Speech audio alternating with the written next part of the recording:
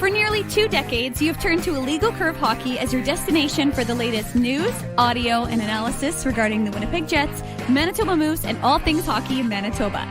Join Drew Mandel, Dave Manouk, and Ezra Ginsburg as a special edition of the Illegal Curve Hockey Show, presented by Play Now, the official sports betting partner of the Winnipeg Jets, starts now.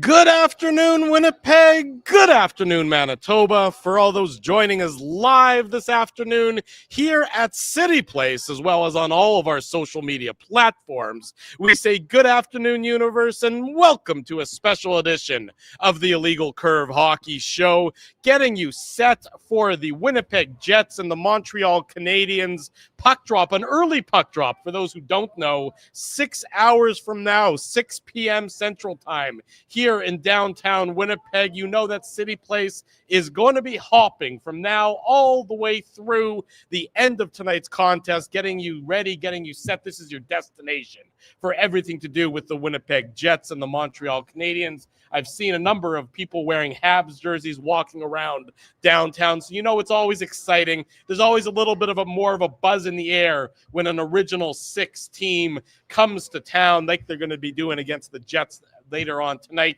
The only home game for the Jets in the month of February as the Olympic break begins for the Jets after tonight's contest. So the excitement is palpable, expecting a good time in downtown Winnipeg tonight. And of course, more so than just that, special edition for us three as well. 17 years ago today, February the 4th, 2009 was the inaugural episode of the Illegal Curve Hockey Show. So with that in mind, I say good afternoon to Dave Manouk. Good afternoon to Ezra Ginsburg. Gentlemen, happy anniversary. Thanks for joining me this afternoon here for a special edition of the Illegal Curve Hockey Show. What's up, boys? It's our Adam Lowry anniversary. It is an Adam Lowry anniversary, yeah. As Drew mentioned on Instagram, it's our 17th anniversary, aka we're old. Yeah, we are very old. That's basically what I took. And we got a couple of Habs fans. How's it going, guys? We just had somebody walk by with a Guy Lafleur jersey, the flower. Okay. So obviously we're expecting tons of Habs jerseys, just like when Toronto's in town or any other original 6 team, right, Dave M? So we got one of the hottest teams in the league, points in their last 4, battling for first in that Pacific Division. So it's going to be a big game. Patrick Laine, I'm not going to steal Drew's job here, but I think a lot of Jets fans were hoping maybe there would be this miraculous Patrick Laine return, Dave, but that's not going to happen. No. It's been reported he's not playing tonight, and there's a good chance he's going to be traded, right? He's obviously don't know about that yet, but there's a lot of speculation. But certainly a great matchup before we break for the Winter Olympics in Milano Cortina. There you go. There you go. You've been practicing that. I was practicing in front of the mirror at least 50 times. A mouthful, right. Making sure you got the verbiage out properly there.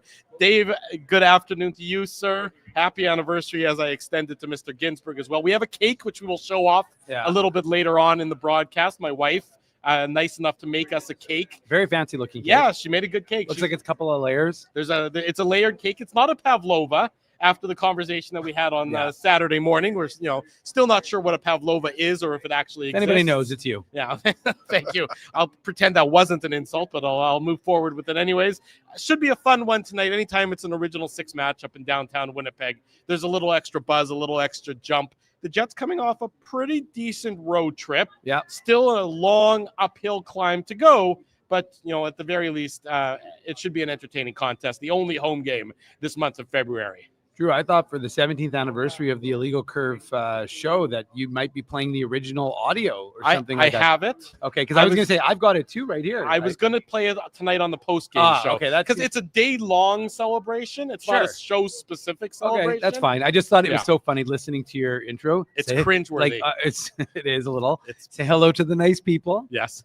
Guys, we were kids back then. What were we, 25, 26? Babies. I didn't know what I was doing. Arguably, I'm not sure that I yet know what I'm doing here. Fair. But as long as you've got that covered, I should have trusted you. But I mean, look, it's been we're grizzled veterans now, boys. Yeah, since the Red River radio days which, by the way, ironically enough, were the nicest studios we ever had. for the entirety of the show were the ones at Red River. Shout out to Red River. Yeah, the Red River College. I think our best studio is the one we're in right now at Cityplace. Well, my house was also a good studio. We Yes. will, if we had 6 months, but we had couches in your house. Yeah, it was very close proximity to the fridge. It was a lot nicer than the 10 years we spent at the other place. I'm Pembina. But what are you talking about? I enjoyed that hole in the wall. That's at what was it? 1200 Pembina? Is that the address? Something like that. 1400 Pembina? I felt like I understood what it was like to be locked in a dungeon for. Anyways, let's focus on the Jets. There's no dungeon atmosphere here at Cityplace. Lots of people milling about, listening to the broadcast, getting their lunches, getting ready for tonight's game between the Jets and the Habs. Much nicer digs. You're right about that. Here. And look, we watched. I was at morning skate this morning, and nothing's changed. We the extra guys are Pearson and Phillips. Yeah. And so that's no surprise there. No changes for the Jets. The Habs made a few trade changes. I think they took Jack-High out of the lineup, and they've got Struble in his place. So that's good. I now don't have to worry about pronouncing his name properly for the rest of the night. Yeah, it's going to be Montembeau and net. Yeah. So that's another thing we know. And, it should be a good one. The Habs are, as you said, are just, I think, 4 points back of the Wings, although the Wings have 3 games. The Lightning. The Lightning have 3 games in hand on Montreal, though. So that's worth noting, right, Ezzy? And how about them Lightning? I saw a little of the score of that outdoor game they were playing, and they were getting pumped. And I was like, okay, well, that one's over. And the next thing I know, it's going to overtime. I'm like, what is going on here? You missed a goalie fight? Well, I saw the replay, but no, I'll be honest with you, Drew. I can't pretend to care about every outdoor game since there's 10,000 a season. That's fair. The only thing that made it that particularly interesting is all of a sudden. Yes, but it's not as if you knew the goalie fight was happening, and you're like. By the way, if somebody hasn't seen that goalie fight, have you heard of the internet? Yeah, well, that's true. It's everywhere. You can dig your way out of the cave, is right. But all of a sudden, Vasilevsky and Swayman are throwing knuckles at each other. Yeah. I'm like, what just happened? It was a short fight, but it was a great fight. Just because I don't think there's ever been an outdoor fight. No, of course not. There hasn't been a goalie fight in like 5 years, and then all of a sudden we had 2 in the span of like 2 weeks. Well, and then yesterday at Moose practice, Dom DiVincentis, the Jets goalie prospect, was actually learning some tips from Tyson Empey, which I tweeted out because I was waiting to do media, and I kind of looked over and I saw the two of them kind of like sparring on the ice, and I thought, wow, even the goalies are now preparing for potential fighting. So I thought it was rather humorous. The folks at Hockey Fights also thought that was a rather humorous thing, so they went with it because apparently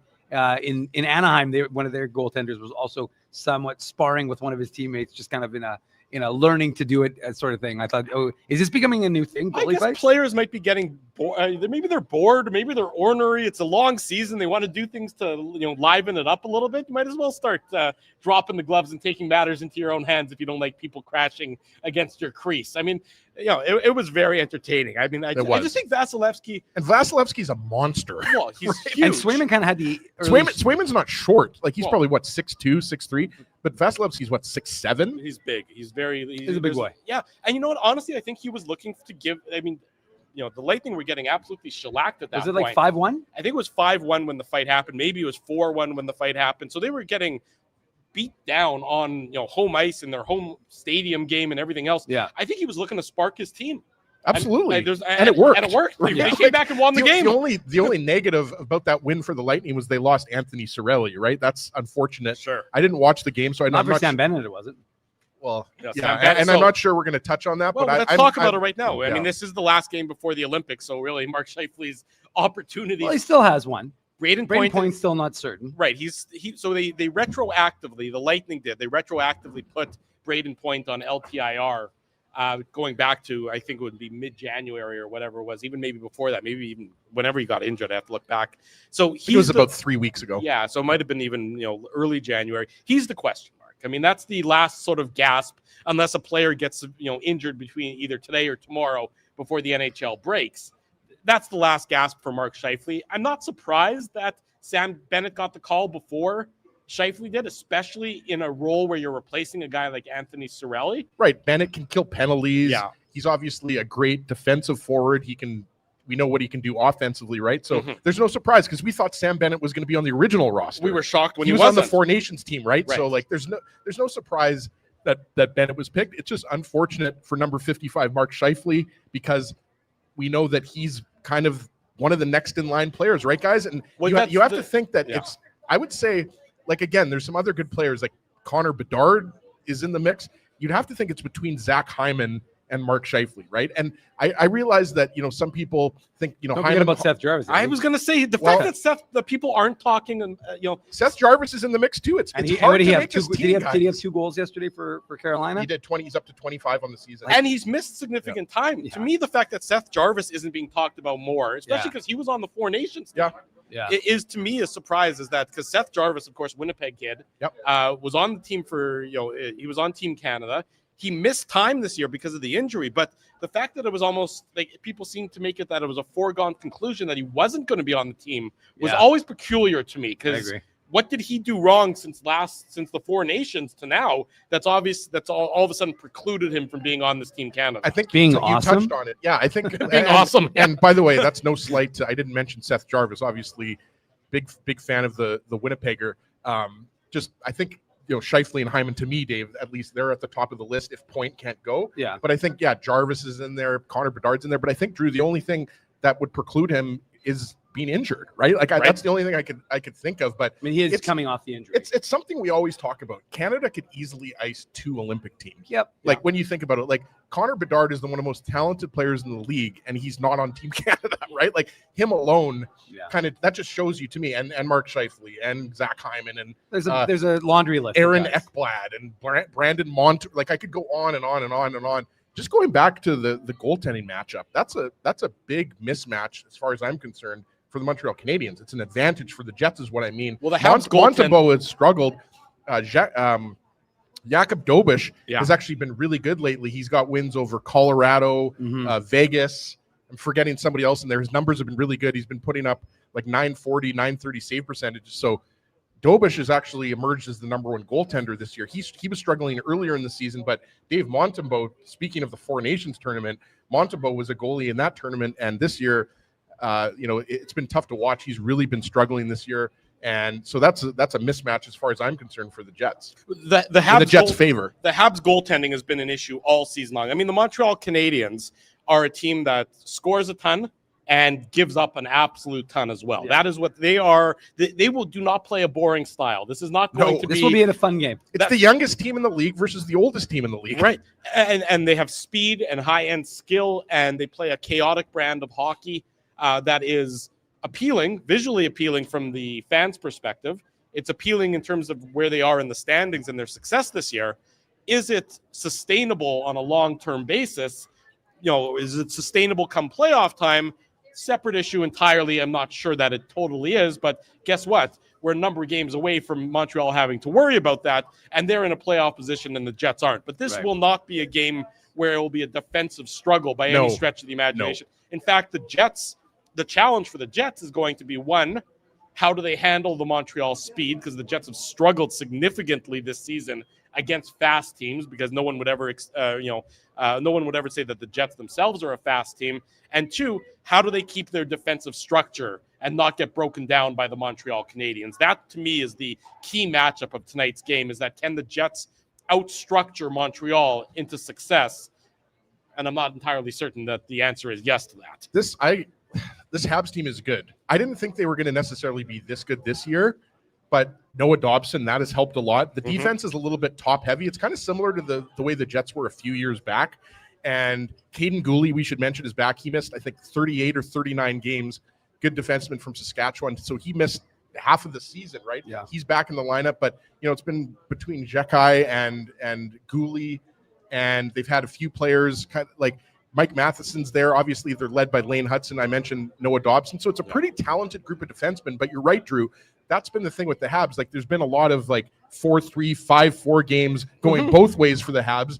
Well, the entire Eastern Conference has been pretty much up and down, right? But this is I'm expecting a more offensive game, and just because I said that, it's probably going to be 2-1 Jets. I don't think so. But no, I don't think so. I mean, it's most likely going to be a 4-3, 5-4 type of game, because that's just the type of games. Look at Montreal. Yeah. Just even recently, wins over Colorado and Vegas. They lost to Buffalo.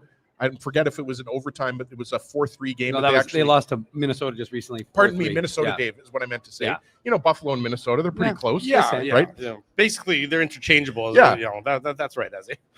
But yeah, so I mean, this Canadiens team, I mean, it's if they can figure out the goaltending, which obviously Dobeš if you for folks who haven't watched Dobish, he's obviously very young. I think 23, 24. He's had a bit of an up and down career to start, but most goalies that age, Dave, are going to be a little bit up and down, right? Yeah. So Dobish doesn't get to start. It'll be Montembeault. He's obviously, like I mentioned, Dobish has got 4 of the last starts. So Montembeault is going to be looking to go into the Olympic break with a good showing.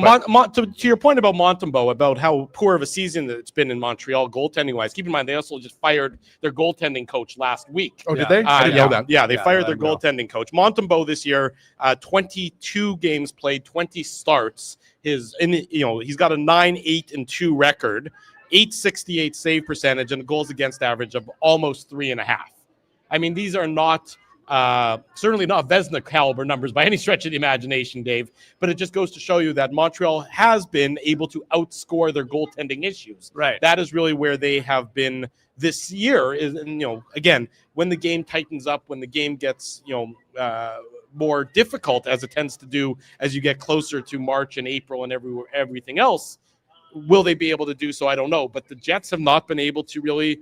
At the same time, it's not like the Jets have been the defensive stalwart that we've seen in years past this year. So that to me is a big factor of this game is how are the Jets going to neutralize and slow down the Montreal Canadiens. And it's sort of ironic that this being our 17th anniversary show, I think it starts with number 17 for the Winnipeg Jets, Adam Lowry.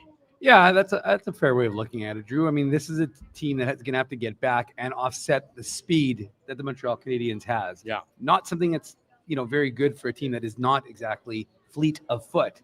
So we'll see how the Jets are able to neutralize and whether they'll be able to have that proper attention to detail.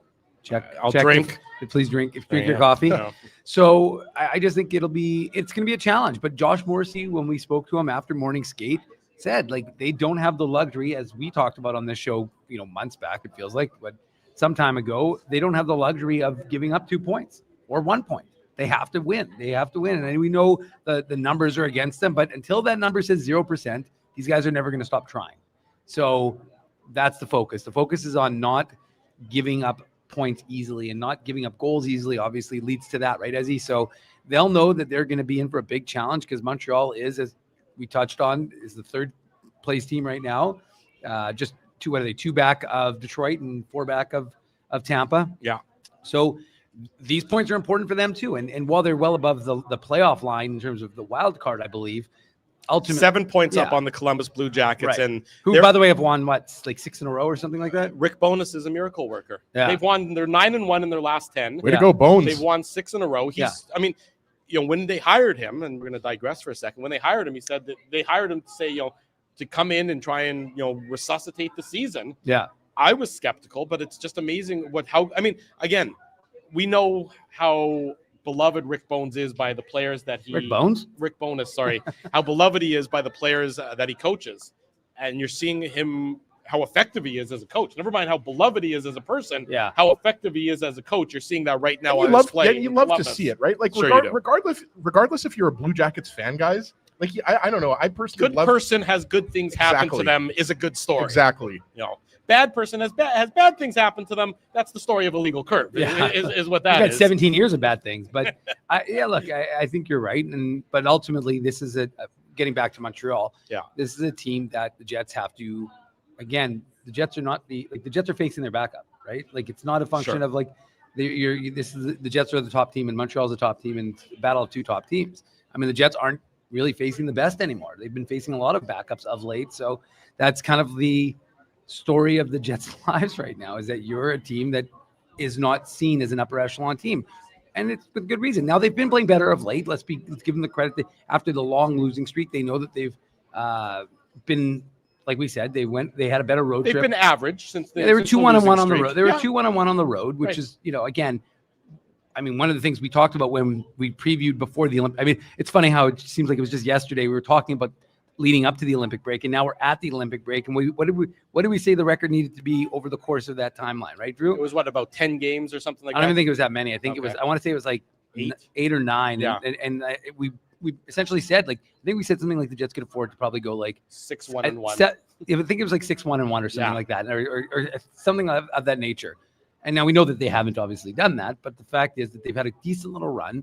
But as Josh Morrissey said today, they can't afford to have any nights off. Yeah. So, I mean, that's a high standard, but ultimately, when you dig yourself the hole that you've dug, that's the reality of your life. By the way, Josh Morrissey, I think, is probably going to jump on a plane for Italy, tomorrow?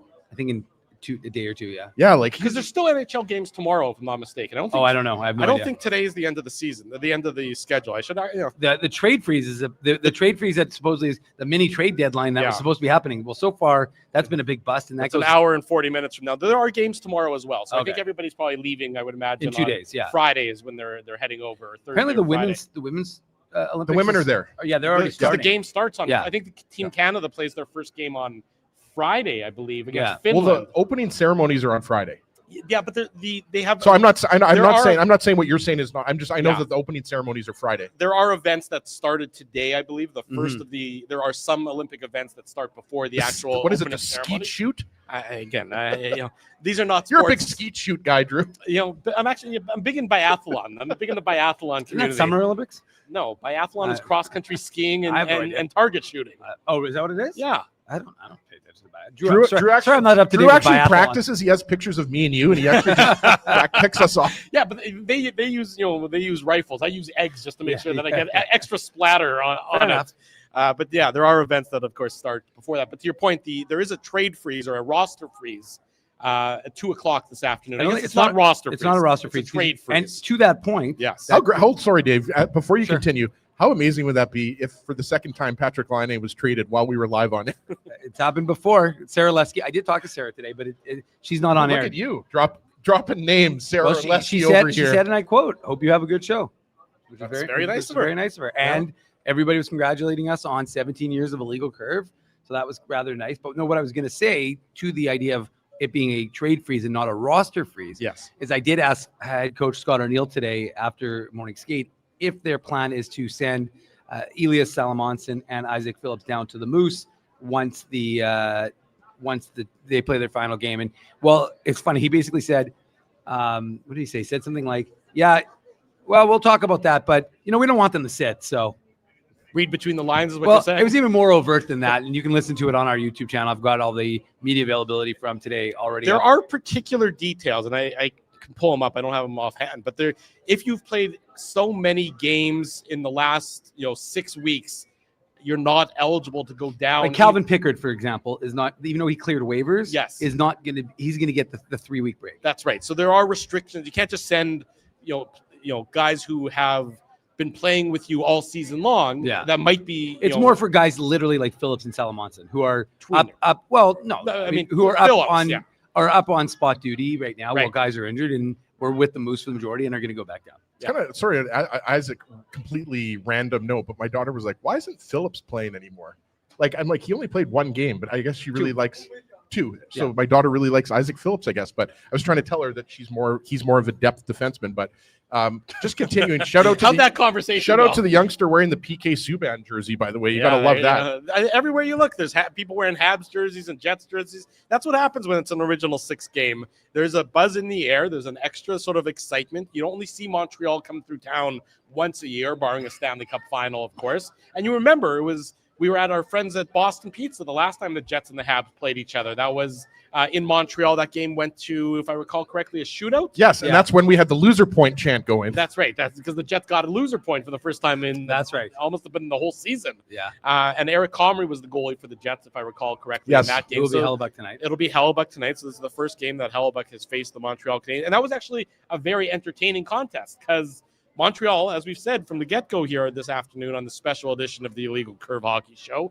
live on location at Cityplace, Montreal is a high-energy, high-octane, fast-skating team.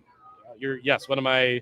You said No, I just wanted to shout out to Sledden, who said the guys look good live, as much as could be expected. fair enough. I'll take that as a left-handed compliment. Thanks, Sledden. I have been working out. Yeah, you can tell. The Jacob's Ladder, we talked about that. And I've been eating more, so there you go. Yeah, you guys are balancing each other out. You always very look nicely svelte, then. Dave. We appreciate that all around. Anyways, it should be. I expect a lot of energy because for a lot of these Jets players, Naughton, Connor Hellebuck, Kyle Connor, Nino Niederreiter. Josh Morrissey division. Yeah.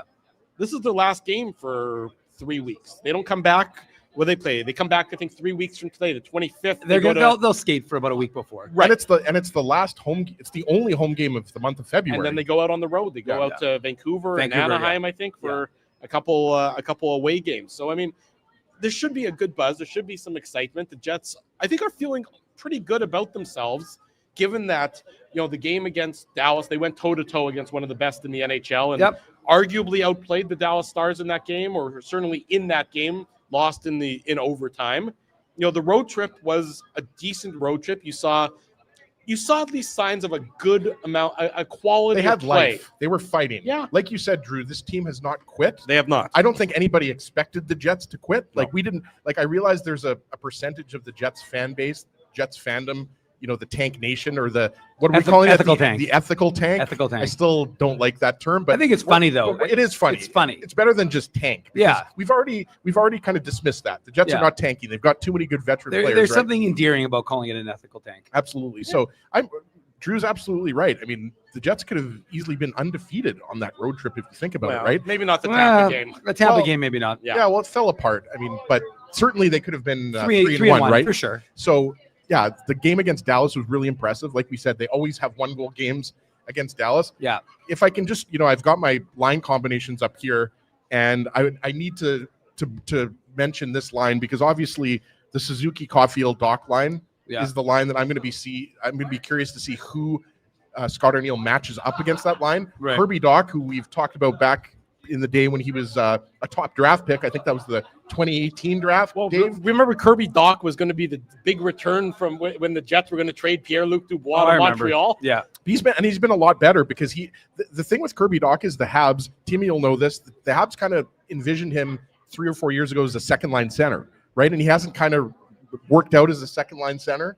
Yeah. And so they've got him on the wing on that top line, and he's been playing really well. So I would imagine, boys, that Scott Arniel is going to want the Lowry line up against the Suzuki line and this is why I think that'll be, because the Suzuki line is a good offensive line. Yeah. It's also a shutdown line. And I think probably Scott Arniel wants the Scheifele line away from the Suzuki line. So then you'd probably have the Kapanen, Slavkovsky, Demidov line as up against the Scheifele line, when obviously it's not going to be every single time. But you have control of the match. But when you have control, that's what the matchup I expect Scott Arniel.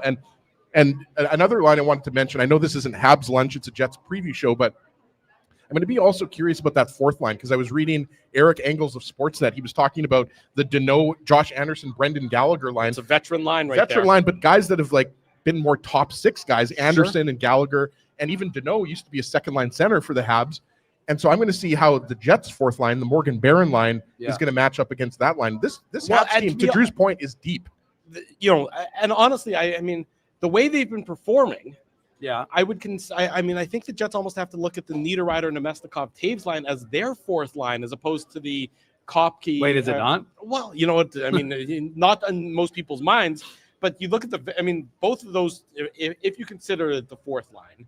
Sure. It's almost 3A, 3B. Well, I mean, the problem is they've been pretty bad since they've been together. They've not been good. Yeah. So, I mean, you got the veterans against the veterans. If you went Anderson, Deneau, and Brendan Gallagher, and you went, Taves, Nemesnikov, Niederreiter, you got veteran expertise against veteran expertise. Yes. Those are six guys who are definitely towards the ends of their career, on the back half of their career. Deneau coming back to Montreal earlier this year after being acquired in a trade from LA. Yeah. And then you look at the third line for the Habs. Again, it's Joe Veleno, former first-round pick, I believe, of the Detroit Red Wings back in the day.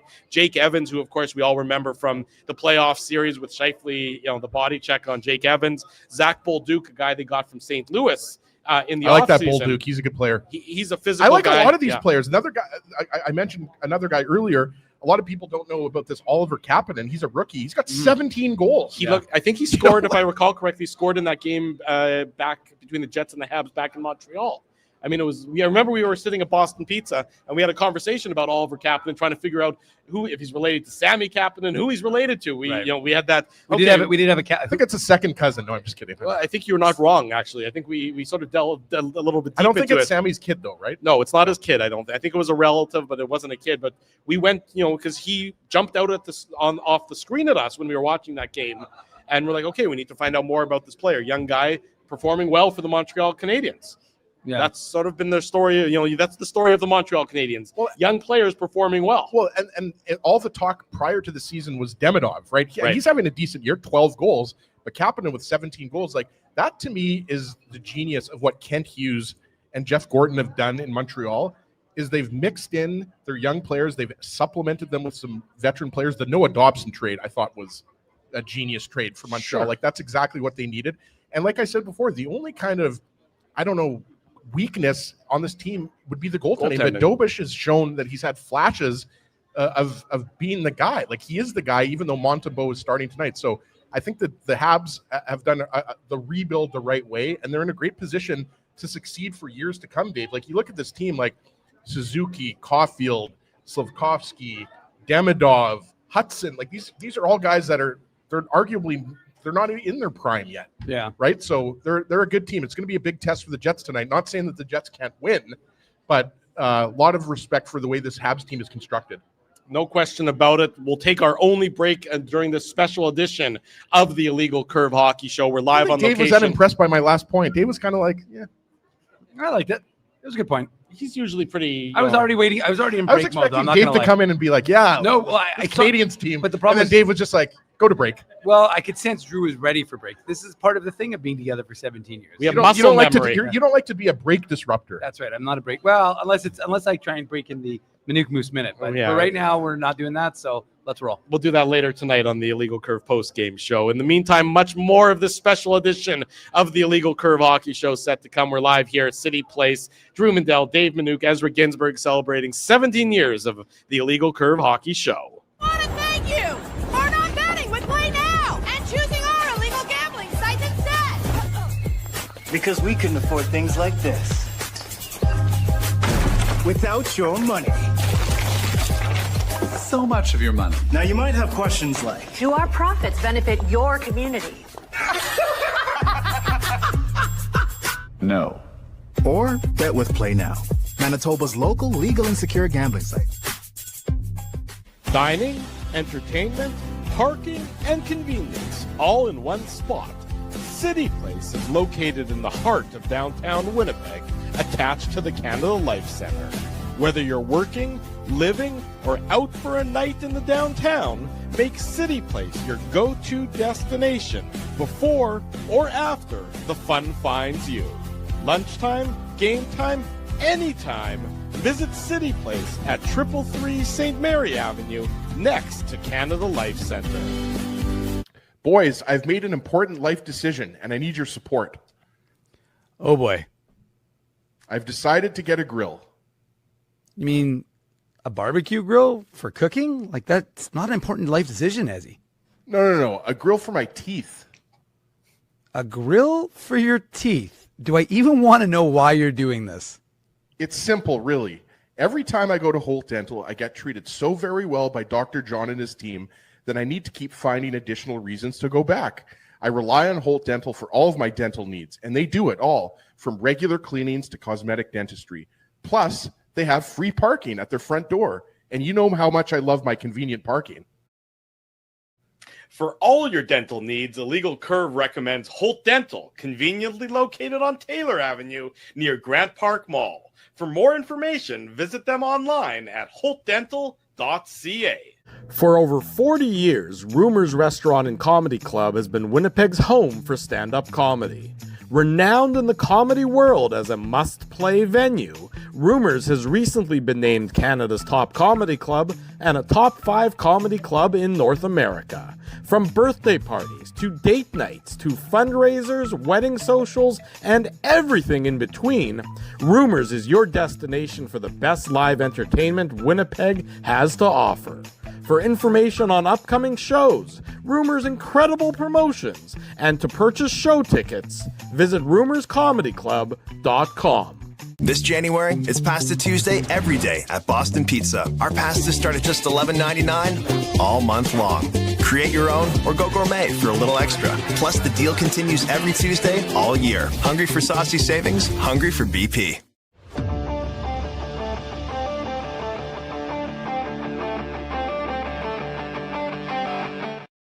We are back live at Cityplace. The Illegal Curve Hockey Show, a special edition thereof, continues. Of course, lots of food options, lots of drink options. Cityplace, your place to be. Lunch hour, and of course, before and after Winnipeg Jets games as well. So it's going to be a fun one tonight in downtown Winnipeg. I agree with everything. Shout out to FRW. FRW, who's finally picked up their IC hat today. Really like it. The out of box curve.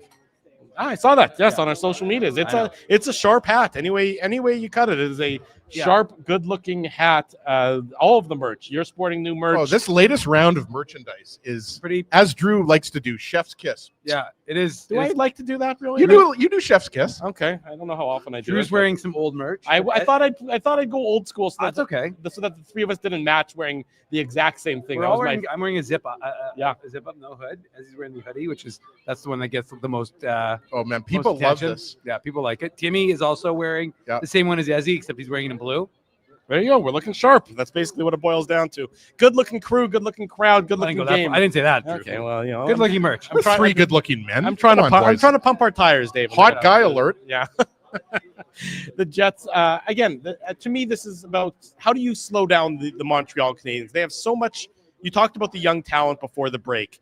And, I mean, Nick Suzuki, who's not an old player by any stretch of the literally imagination. have a Nick Suzuki jersey right here, go, Drew. right in front of us. Literally, as you said, Suzuki. We have a Habs Nick fan Suzuki here. jersey. Nice. Okay, that is not, in fact, Nick Suzuki.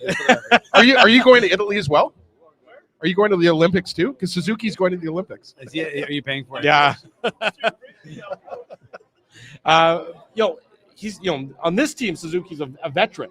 But you look at some of the young talent is just going to pop off the chart today. And I'm speaking specifically about Cole Caulfield and Lane Hudson. How is Caulfield not going to the Olympics? I mean, like, honestly, Drew, break it down for me because he deserves to be there. I realize the U.S. also, I mean, Canada and the U.S., you throw in Sweden, I think, as well. Finland's no slouches either. Yeah. But U.S. is favored. But, like, Cole Caulfield, is it because they're worried about how he'll play defensively? I don't get Jason Robertson. Yeah. Well, that's what I'm saying. Nobody scored more goals in the NHL. There's like 3 guys who have scored more goals. There's too many Kachucks on the team. That's what it is. Well, I don't know about that. But my point is that how is Jason Robertson, who scored, like I said, more than almost anybody in the last few years, not on the team? I don't know what he did to piss someone off, but he's always welcome to switch his allegiances. Yeah. It doesn't make any sense. I mean, the only explanation I can come up with, which is what I've talked about before about Team Canada, is sometimes these coaches outthink themselves. That they're worried about, well, we won't have this guy able to fill this role. Mm-hmm. I'm confident that, guess what? If you have guys who have the puck on your stick the entire game. Drew, that got Chris Kunitz a gold medal. Well, I mean, you're right. It did. Hey, Chris Kunitz deserved to be on that team. I like Kunitz. He played well, and he played with Crosby and everything else, and it was okay. And I can at least understand that logically, but to not have superstar goal scorers on your team, 2 superstar goal scorers. Yeah. What are you doing? All you're doing is adding a degree of difficulty to your team. I mean, it doesn't make a lick of sense to me. It doesn't make sense to me, some of the decisions that Team Canada made, but certainly, you're right about that. Cole Caulfield, 32 goals. Dave, that's what I'm saying. 32 goals doesn't get you on the Olympic team. Well, I mean, what's he supposed to do? Have 50 by the time that the Olympics roll around? I mean, that's probably, he's not quite on pace for that, but he's not far off from a 50-goal season. He's going to get between 45 and 50. It doesn't make any sense. Jason Robertson, 31 goals. So you're leaving 63 goals, which, by the way, as I remind people, what's the hardest thing to do when it comes to professional hockey? Skating. Scoring goals.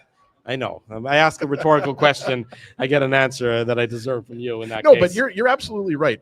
This line, just watch this line tonight. They're fun to watch. The Jets hopefully aren't watching line because hopefully they're chasing the Jets around the ice, whether that's the Lowry line or the Scheifele line. But Suzuki and Caulfield, man, do those guys have chemistry together, whether it's even strength or on the power play, Dave. But there's no shortage of guys on this team that can put the puck in the net. We talked about it. This is, what are they, 5th, Dave, I think, in the NHL? For goal scored? For goal scored, 5th or something like that, whatever it is. They're top 5, top 6 in the NHL as far as goals scored go. But there's also an ability to exploit them defensively. And that's something that the Jets are going to have to do. Well, they give up a lot. They give up a lot. They're going to have to stay out of the penalty box. The Habs have a good power play, but the penalty kill is atrocious. Is bad. 27. I was actually going to say atrocious. Really?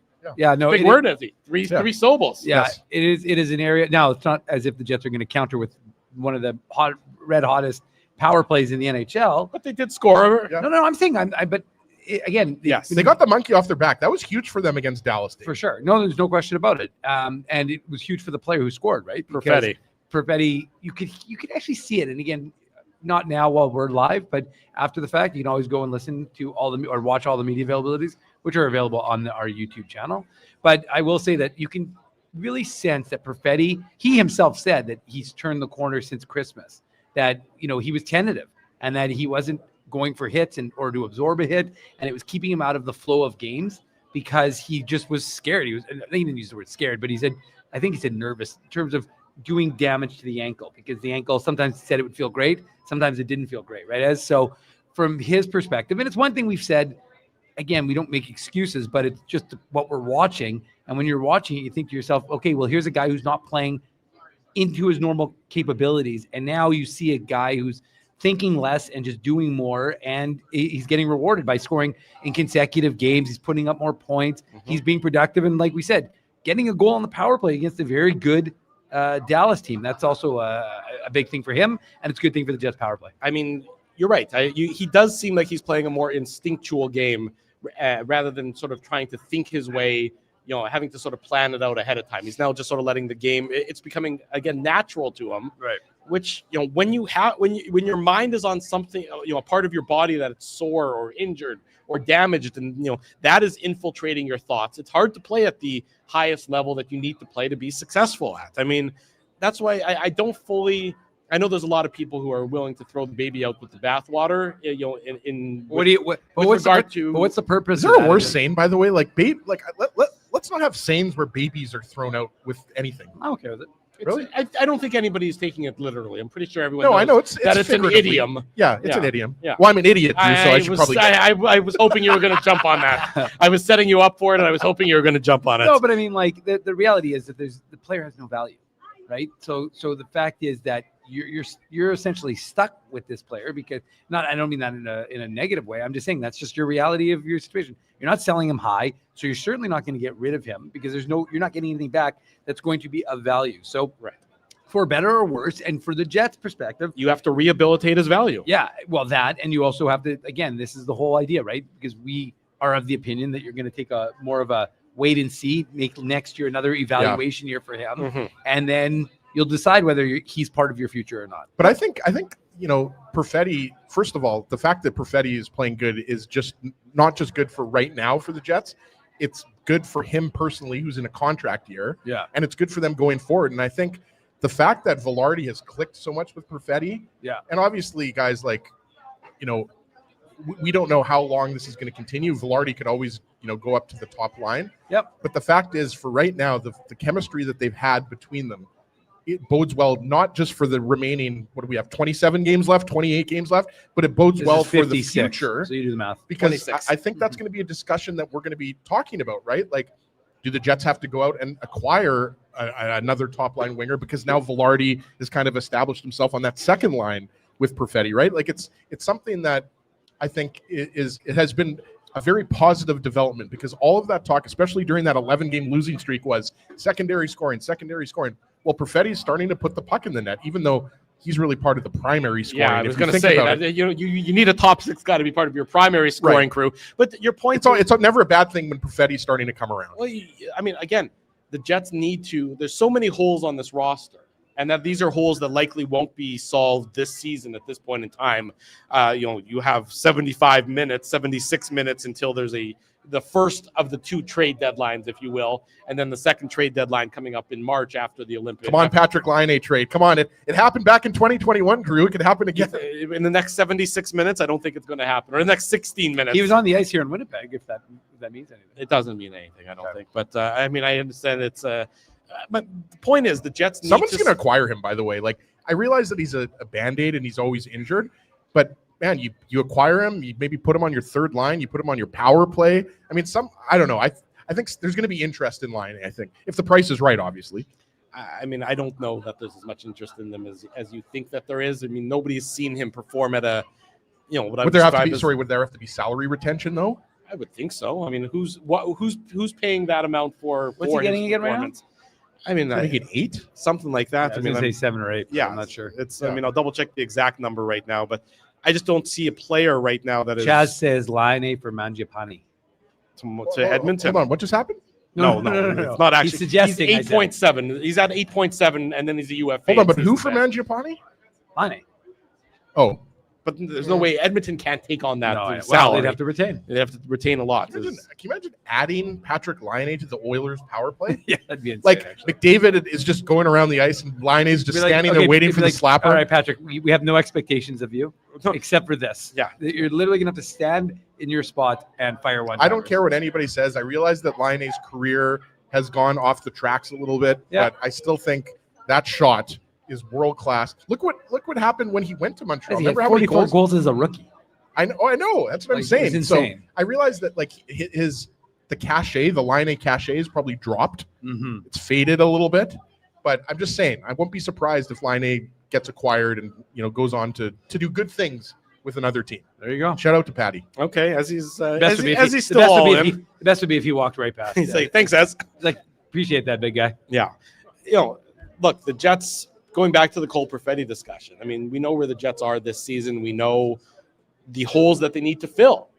And if Cole Perfetti from now until the end of the season can show that he is not a hole in the Jets lineup, then that bodes well for them, at least for next season. That's where you sort of have to think about it in those terms, is that the Jets don't know what this player is right now yet, even after this many years. I mean, and if he can show that for the next 26 games, okay, this is a player who was damaged goods, and that explains why he struggled earlier this year. But, well, that's a little bit of confidence that the Jets can have entering into next year. And that's why I see a short-term contract. I really do. Like, I don't think – I think at the beginning of the year, Dave, you were hopeful that everything worked out. Obviously, you didn't hope there was going to be an injury, right? But you were hoping that everything works out. He builds on his 50-point season, and then the Jets sign him to – I mean, people at the beginning of the season were talking about an 8-year deal. I think at this point, you're most – like we already talked about, we don't have to rehash it. But just based on what's happened this year, it'll probably be a short-term deal. But like I said earlier, the fact that Velarde, Lowry, and Perfetti have found chemistry and stabilized that second line is huge for the Jets. Even if the Jets aren't going to be a playoff team this year, just the fact that this is the first time they've really had a consistent, solid second line this year. Let's be honest. I mean, Taves kind of held the fort down for a little bit there. Right. With Perfetti, but really, to me, this is the best iteration of this line. Sure, but I mean, unfortunately, let's be realistic. The Jets are better served when Adam Lowry is your third line center. No question. So that's an off-season topic, Dave, about how the Jets are going to address that, if that's going to be internally or in the free agent market. Right. So I mean, Robert Thomas. I mean, for some reason, apparently the Blues are trading him. If the Jets can get Robert Thomas, Drew, then do that. Like, yeah, for sure. I mean, obviously, you don't want to give up the farm, but. I don't understand why his name is out there to begin with. I mean, from the St. Louis perspective, I don't think they want to trade him. I don't buy it. You see it on all the insiders and all the trade bait boards and all that jazz. They have to fill it with something. I think it makes more sense for Braden Shen to be traded. Well, Braden Shen is a veteran guy at the end of his career. Robert Thomas is 26 years old. I know that. I mean, nothing about it, and he's under contract. In his prime. Yeah, Braden Shen is still a great player, but all due respect to Braden Shen, exactly. I mean, nothing about that makes any sense whatsoever. I don't understand the talk. What is this, Blues lunch, Dave? Well, I don't know. I'm not sure. I mean, again, though, that's where the Jets are not going to acquire their second line center via the free agency market. So you have to get it through trade. You have to get it through trade, and you can't do it on a rental. You got to get it on a guy who's got term on his deal. Well, but that's the Kevin Shoveldayoff mantra, Drew, is guys with term. I mean, and you hear from, I think it was Dreger. I mean, let's be realistic. That's what they're looking for. They're looking for a guy with years on of a contract, because let's look at this team. I mean, that's why I think Shane Wright's name came up, right? Maybe, but yeah, that's a good point, Ezzy. But I just think that. But does Shane Wright solve your second line center problem, or is it just you're hoping that he solves your second line center problem? That's the problem. The Jets are not a team. Let's be realistic. With the age group of this core, if you're looking at this core and you're saying we think we can win with this core, then you have to do it in a way that is going to be planning for, again, Braden Yager, really good young player, could potentially be a second line center eventually, but that's not happening in the next 2 years. So shout out to Hartsey, who's rolling in right now. Hartsey. So the fact of the matter is that what you have to do is you have to plan for this core group, the Scheifele, the Morrissey, the Velarde, the Kyle Connor, this group, Connor Hellebuck. That's your core group that you think you can win with.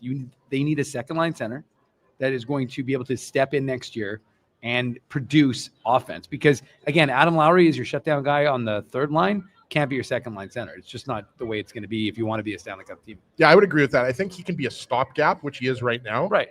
But we don't have to rehash this. We can move on. But I think everybody knows Lowry's limited offensively, even though I got to say, I really like the look of this line. Lowry up the middle provides you with the size. He crashes the net, and then you have Velarde and Perfetti on the wings doing their thing. Like, I'm not saying that this line is going to stay together into next year, Dave, but for sure, if they stay healthy, they stay you together. Can see that line sticking together for the rest. If they stay together next year, then you failed. You failed the assignment. But that's all I was just trying to caution everybody by saying I just like the look of this line for this year, for the rest of this year. Yes. Well, sure, because I mean, I think it's as a stopgap measure for the remainder of the season. If this ends up being one that produces a little bit of offense or produces some offense, then that's not a bad thing for sure. I agree with Ez. But ultimately, what you need to again. We've been having this conversation. We've been on air for 17 years.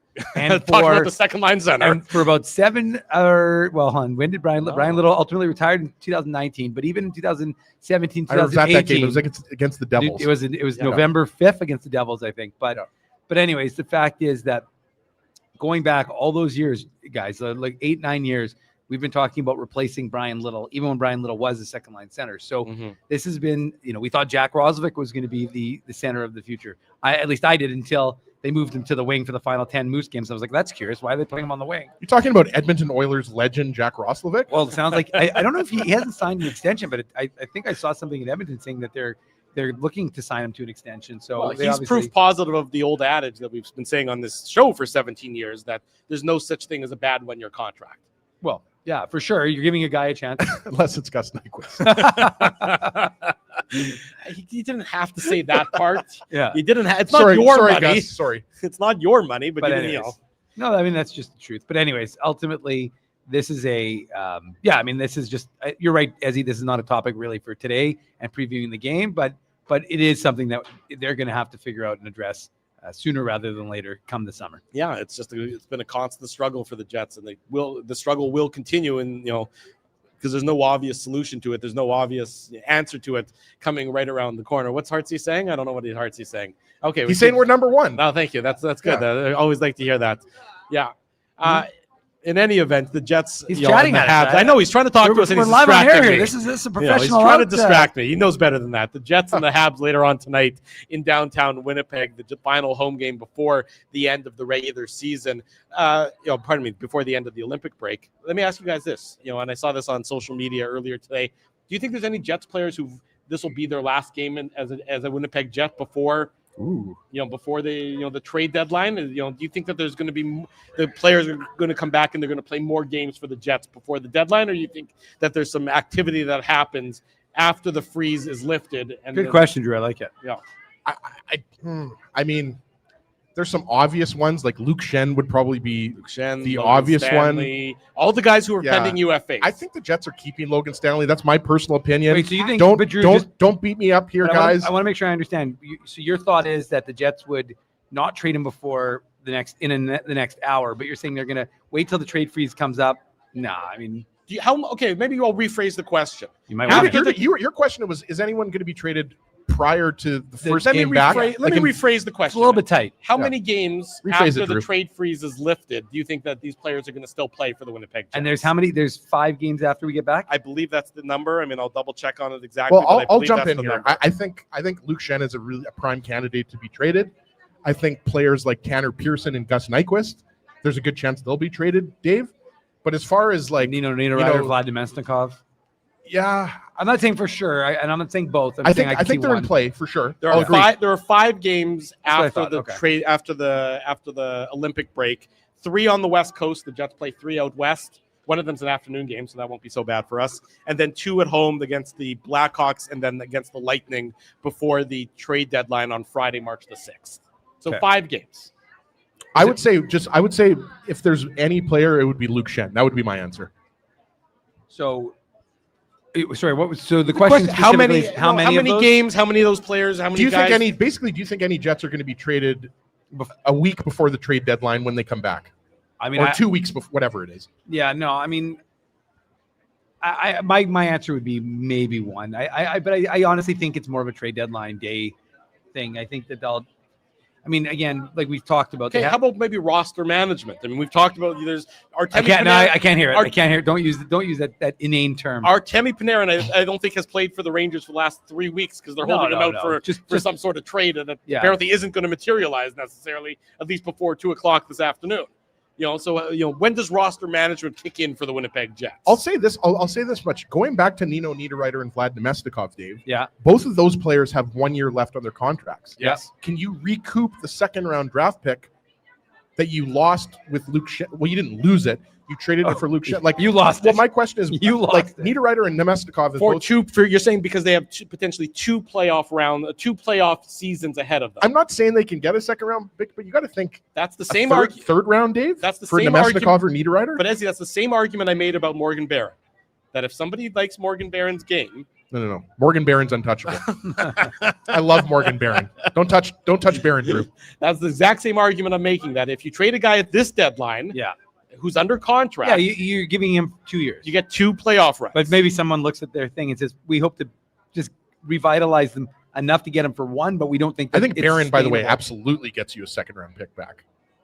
I mean, I don't think the Jets are looking at moving Barron. No, I'm not. Yeah, I know you're. I just mentioned you guys know Morgan Barron's one of my favorite guys on the Jets.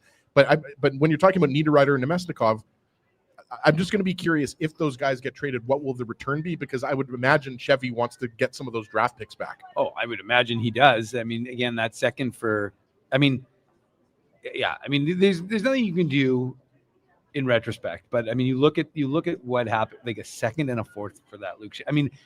The fourth would have been bad enough in 2027, but that second in 2026 looks very bad for the Jets because that's going to come down as one of his worst trades, I think, of all time. But regardless, I mean, again, this is not lament lunch. It's about focusing on the game and lunch. Even Timmy was shaking his head on that one. But ever since we've done though, I love saying that though. Like it's not anything lunch. Anything lunch is just so funny. But yeah, I just think that this Jets team is. Look, they're at a crossroads. They have to figure out what they've got. I think this year is going to be a big year for them to kind of, like I said, regardless of whether that number is 1, 2, or 5 by the end of March 6th, my inclination is going to be bigger number than a smaller number. I think it's going to be. You're talking about the players, amount of players traded, Dave? I think it's likely 3 minimum and maybe even as many as 4 or 5. But regardless of that number, that 4 or 5 is high. For the record, well, I think a couple of these guys, like you trade them for whatever you can get. That's what I mean, and right, like, but what I'm kind of going. LA wants Tanner Pearson back. They'll give you a 4th rounder. Take it. 5th rounder done. Sure, but especially since I'm just using LA as an example. No, of course, team but ultimately you didn't pay anything for them, right? Other than their contract. Right. So I mean, that's just good asset management. That's right. That's right. And because specifically, what are you going to do? And I said this already, but I'm going to go back to it. You're going to give those young players, the half dozen that we've mentioned that are playing on the Moose right now. You're going to give them 15 to 20 NHL games to play. Then they're going to send them back down for the remainder of the Calder playoffs for the Manitoba Moose. And it's going to give your organization the opportunity to say, we can now evaluate these guys against 15 NHL teams. This is what they did. This is who we think can play in our roster next year. These guys are not ready. And now you'll be able to make a proper evaluation for the summer. Because I just think, like, look at Salamonson, for example. When he came up, we were like, again, we liked parts of his game, but it was like there was a nervousness, right? He had just gotten called up. It makes his NHL. You're talking about the first call when he went against the Capitals. The Ville Heinola effect, Dave. Yeah, but and you have that nervousness. But then he's come back. He's looked good. Scott Arniel talked about him, like having him out on the PK, having him out in the final minutes of games. I mean, there's been a lot of good that we've seen from Salamonson now that he's played, I think, 11 or 12 games. So the fact that not that many in total, not during this last stretch, but the fact is you're able to now evaluate Elias Salamonson against NHL talent for the remainder of this year and say to yourself as an organization, we're comfortable next year having him be in our top 6. Would they have said that if if the 3 players don't get injured, which, by the way, there was an update from Scott Arniel basically saying that there is no update and they expect, but he essentially said the update is there's no update. Basically that they expect Pionk and Miller to be back by the time they come back. Comes back. Yeah, but not Fleury. No, he didn't say not Fleury. He just said that he essentially said that Fleury was going. Actually, it was funny. He basically said Fleury is being evaluated today to see if he can go back on the ice, but Fleury was on the ice yesterday, so I guess they were traveling, so he wasn't aware. But Fleury was going for the JP Vigier skate. He was at Hockey for All Center. He was skating. So, but the fact is that my point I'm making is that they wouldn't have been able to evaluate Salamonson except for the fact that they had all these injuries. So now what I'm saying is that if this is indeed a lost season, you recoup all those assets for this draft, for the next draft, and you say to yourself as an organization, we're going to evaluate these 5 or 6 guys, and we're going to be able to say at the end of the year, can these guys be Winnipeg Jets next year? And if they can't, then that informs our decisions for the summer. There you go. Dave M breaking it down logically like only he can here on the special edition of the Illegal Curve Hockey Show. We remind everybody that later tonight, the Illegal Curve post-game show continues our 17th year anniversary celebrations. That'll be after the Jets and the Montreal Canadiens. It's a 6 o'clock puck drop tonight, which means post-game show will be right around 8:45 p.m. So we look forward to welcoming everybody else back to that. If you're new to us here at Illegal Curve and you're like, I like those guys and I want more from them, all you have to do is scan the QR code that's on the big poster here behind us at Cityplace. That'll give you the link. You can subscribe and join us as we go live after each and every Jets game. And again, on Saturday mornings, in addition to all of our special editions that we are so thrilled to broadcast here with our friends at Cityplace. Thanks to everybody for joining us online. Thanks to everyone for joining us here in person. It's always a great time. Special thanks to producer Tim. He's been with us for, I guess, most of these 17 years. How many? Do you remember? About 15, 16? I think it's 16. 16 years Timmy has been with us, and he hasn't run screaming for the hills. So Tim is the glue guy of this operation. No question that he is. Timmy has been producing us for all those years, so we appreciate all of his support. Yes. By the way, I busted out the calculator because I wanted to see what percentage of my life was doing Illegal Curve. Oh, wow. Okay, hold on. 17 years of 43. Hold on. I think I got it right here. 40% of my life has been doing Illegal Curve. 40%, Drew. That's scary. That is. I'm more concerned about the fact that you had to bust out the calculator for that. I thought you were going to say how many. Drew, by the way, that number's much higher because Drew's in his 80s. Yeah, no, of course. But I just was actually, it would be smaller because if I was that old and we've only been doing it for 17 years, that would mean I Drew. No, look, if he's going to try and burn me, he's at least got to be accurate with the insult. I mean, that's not too much to ask. It's true. All I was saying, though, is that I was hoping that as he was going to make it a little more complicated and talk about how many minutes of time he spent on air and give us that sort of insight. Can you imagine if you broke down the amount of time you've spent on illegalcurve.com, Dave? It would be in the millions. Oh, well, I can tell you how many posts I've got on Illegal Curve. It's over 17,000. 17,000? It might be time to take this whole operation out back and send it on its merry way. But before we do that, we will come back later tonight with the Illegal Curve post-game show. Let me tell you how many you've got, Drew and Nezzy. No, we know. Big thanks to our friends here at Cityplace for having us down. We always appreciate it. Big thanks to all of you for joining us. We'll see you later tonight, right around 8:30, 8:45 p.m. for another edition of the Illegal Curve post-game show. Until then, have a great rest of your afternoon. For producer Tim, for Dave Manouk, for Ezra Ginsburg, I'm your host, Drew Mandel. Thanks for joining us. This has been a special edition of the Illegal Curve Hockey Show.